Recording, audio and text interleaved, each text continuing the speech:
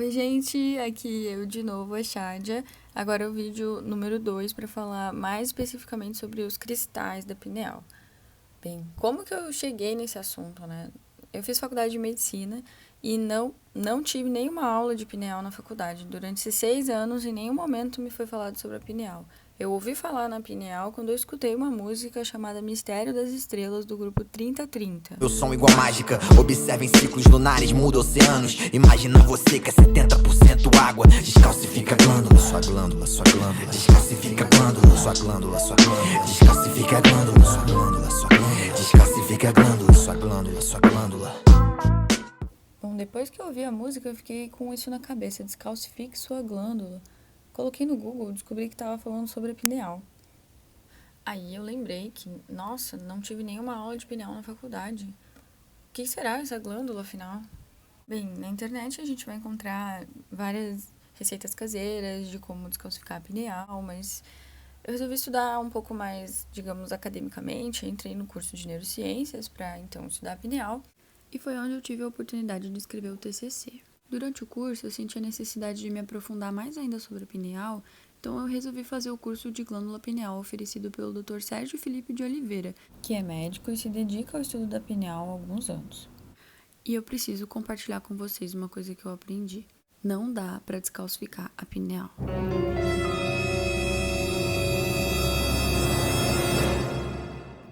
Uma coisa que precisa ficar claro é que a pineal tem cristais e pontos. Os cristais fazem parte da pineal, então não tem como tirar eles dali. A maioria da população adulta tem o que é chamado de calcificações fisiológicas da pineal. Você alguma vez na vida já fez uma tomografia de crânio? É provável que você veja esse ponto branco no meio da cabeça, que é a sua pineal, entre aspas, calcificada. Eu espero que até o final do vídeo fique claro porque que calcificação não é exatamente o melhor termo. Independente do que você chamar de calcificação, cristalização, concreção, eles são facilmente visíveis em exames de imagem, bem na linha média, tanto que na era pré-tomografia eles eram usados como marcadores da linha média. E todo mundo tem? Como é que funciona? De maneira geral, eles começam a ser mais visíveis a partir da puberdade. As crianças não costumam ter tantos cristais. Eu achei alguns artigos mostrando a prevalência em crianças. Esse de 1986 estudou 18 mil tomografias de crânio de pessoas de 0 a 15 anos. Até os 8 anos de idade foi encontrado só 2% de calcificação. E a partir dos 8 aos 15 anos, subiu para 10% a prevalência de cristais na pineal. Esse outro artigo analisou 500 tomografias de crianças de 0 a 9 anos e foi encontrada uma prevalência de 5% de calcificações. Por volta dos 7 anos de idade que começa a aparecer e não foi encontrada nenhuma antes dos 3 anos nesse artigo. Esse outro artigo revisou 242 tumos de crânio de pessoas de 0 a 16 anos. Foi encontrado uma incidência um pouco maior de 20%, mas a maioria a partir dos 10 anos de idade, sendo que só 1% antes dos 6 anos de idade. De maneira geral, eles são mais frequentes com o aumento da idade, mas isso não é uma regra para todo mundo. Encontrei vários artigos relatando milhares de tomografias feitas em diversas regiões do mundo. Todos esses artigos estão relatando a prevalência de calcificação de pineal em pessoas adultas saudáveis. Encontrei artigos do Irã, da Índia, da Turquia, da Etiópia, de diversos locais do mundo. E de maneira geral, tem uma prevalência de 70 a 71% de calcificações na população adulta, saudável. O único lugar que diferiu bastante foi a Índia, com uma prevalência de 16%, bem abaixo da média mundial. É importante dizer que foi só um artigo também da Índia que analisou 1000 tomografias de crânio. Agora, se isso condiz com a realidade, eu não sei, precisa ser estudado se realmente for verdade. Mas de que são feitos esses cristais, afinal? Eles são compostos de uma mistura de proteínas, colágeno, matéria orgânica com uma fase inorgânica de hidroxiapatita.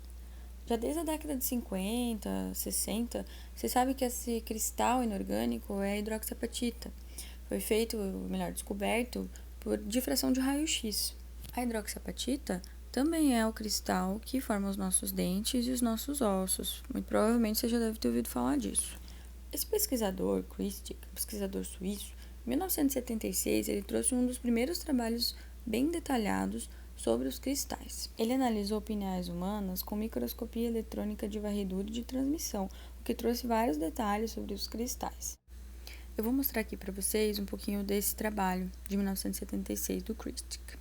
O autor percebe que toda a pineal é composta desses cristais e que eles têm uma tendência a se agregar mais na região central, formando agregados maiores. Aqui a gente percebe, a maioria desses cristais. Aqui numa imagem maior, a gente percebe o formato interessante que esses cristais têm, que o autor chamou de semelhantes à amora, que realmente parece uma amora, Só lembrando que os cristais recebem outros nomes, como a cérvole, que nem o autor descreve as cérvulos, areia cerebral, concreções, enfim, tem vários nomes.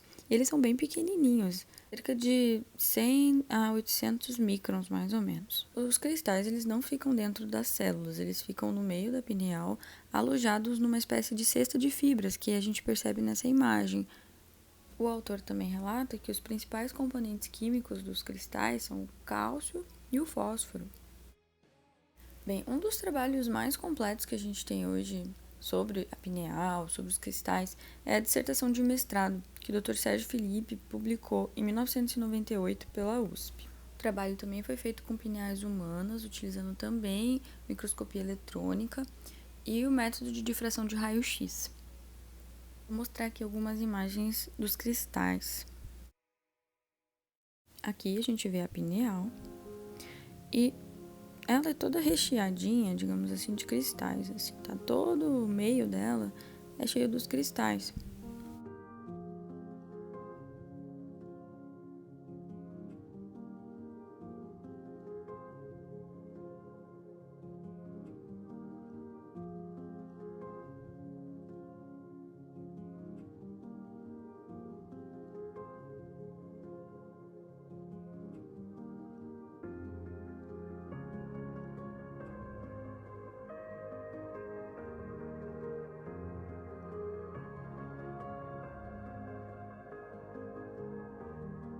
Tem toda uma estrutura que recebe esses cristais, A gente percebe esses buraquinhos, digamos assim, são cestas de fibras, que nem o Christic observou lá nos anos 70, que são regiões que recebem o cristal. Então, eles não ficam soltos, jogados, eles ficam abarcados em volta de tecido conjuntivo.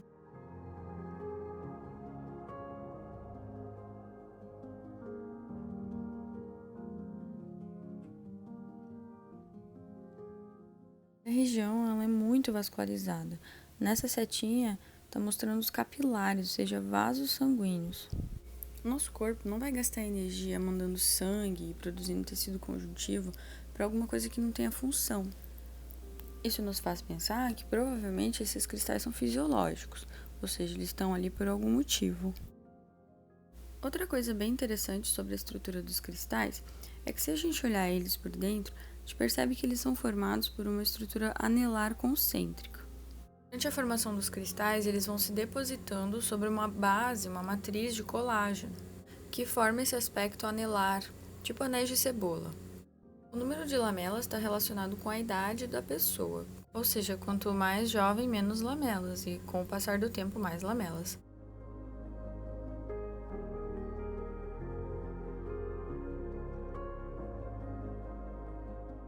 Esse trabalho, publicado em 2012, feito por pesquisadores japoneses, é um dos mais recentes sobre a morfologia dos cristais. Os autores acrescentam que os acérvoles da periferia normalmente são menores e não ultrapassam 200 microns. E os cristais maiores, eles têm uma tendência a se agregar, podendo chegar até 900 microns e se concentrar mais no interior da pineal. Segundo eles, o processo de cristalização se iniciaria a partir de um núcleo, e ao redor dele iriam se depositando essas lamelas concêntricas. A partir daí, o acérvole poderia tomar dois rumos dependendo da densidade de nucleação. Os que tivessem baixa densidade de nucleação continuariam formando estruturas concêntricas, adquiriam aquele formato semelhante à amora, mas não se agregariam e ficariam só na periferia, sem ultrapassar um volume de 200 microns. Já aqueles com alta densidade de nucleação formariam agregados maiores que se uniriam no interior da pineal. O processo de formação dessas concreções na pineal ainda não é completamente compreendido. mas parece que compartilha mecanismos semelhantes ao observado em outras estruturas biológicas que se mineralizam, como por exemplo o tecido ósseo. Essas semelhanças dão indícios de que as concreções da pineal são estruturas fisiológicas e não simplesmente calcificações aleatórias. Além desses cristais em formato de amora, desde 2002 já se sabe de um outro tipo de cristal presente na pineal. Diferente dos cristais de hidroxiapatita, esses cristais são menores, eles medem menos de 20 micrômetros e apresentam 3 formatos diferentes: cúbicos, hexagonais e cilíndricos. Os componentes identificados na espectrometria de energia foram cálcio, carbono e oxigênio na forma de calcita. Uma das hipóteses dos autores é que esses microcristais são responsáveis pela geração de segundo harmônico que tinha sido observado em um outro estudo, que gera um efeito piezoelétrico nos cristais da pineal. Mas nem tudo são flores quando a gente fala de cristais na pineal. Eu encontrei muitos artigos relacionando doenças, patologias associadas às calcificações da pineal. Dentre algumas doenças, eu encontrei associação com Alzheimer, com desorientação, discinesias, distúrbios do sono, enxaqueca, esclerose múltipla, esquizofrenia, AVC hemorrágico, AVC isquêmico, até tumores como de endométrio, de mama e tumor cerebral. Mas espera aí, eu acabei de falar que os cristais são fisiológicos e que não estão associados necessariamente a alguma doença. Parece que fica meio confuso, até meio controverso isso, né? Alguns trabalhos visaram esclarecer se esses cristais interferem ou não na produção de melatonina pela pineal. Alguns pesquisadores dividiram a pineal em 2 porções. Eu estou exemplificando aqui em cores diferentes para a gente tentar entender melhor. Uma das porções seria a porção cristalizada, onde tem maior concentração dos cristais, né?